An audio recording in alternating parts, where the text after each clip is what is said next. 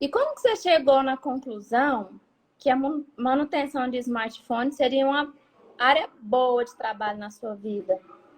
Samara, não tem essa pergunta, porque na minha época, quando eu comecei, não sei, foi uma coisa que eu me deslumbrei. Quando eu entrei numa loja assim, ó, igual a minha, igual hoje eu vejo as pessoas fazendo o que eu fiz lá atrás. Uhum. Porque quando eu entrei numa loja de celular, é o seguinte, a maioria das assistências, galera, você entra na loja assim, ó, vai ter um monte de celular desmontado. Um monte. E aquilo ali não é porque a gente não arruma, não é porque isso não. Porque tem muito telefone lá que é igual aqui na minha loja. Tem muito telefone que é meu, tem muito telefone que é de, às vezes, cliente, que o cara só tá tentando arrumar e você passa o orçamento e ele deixa o celular lá. Tem celular que o cara não quer arrumar e também não busca. E quando eu vi isso pela primeira vez, eu fiquei deslumbrado. Eu ficava assim, nossa, vamos arrumar esse tanto de telefone e vamos vender que não vai ficar rico. E eu Uhum. vejo as pessoas vindo aqui e falando a mesma coisa. Nossa, será que dá para montar um celular? E eu falo, não, se a gente pegar aí dá para montar muitos.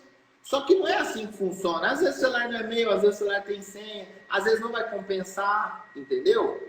Mas eu vejo no brilho dos olhos dos caras.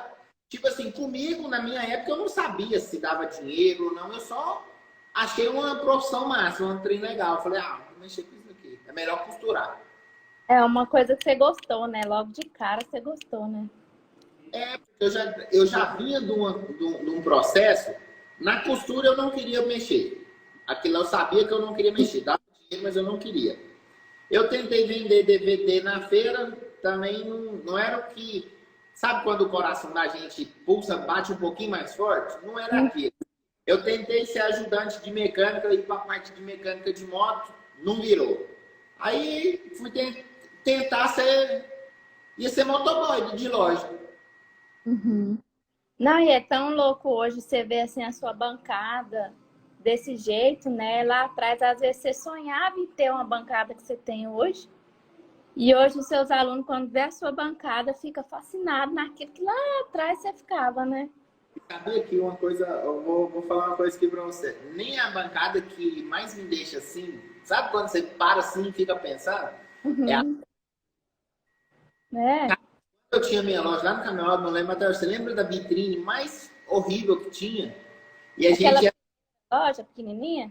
Isso, a Astec, quando a gente Hum. comprou, era difícil para comprar as coisas.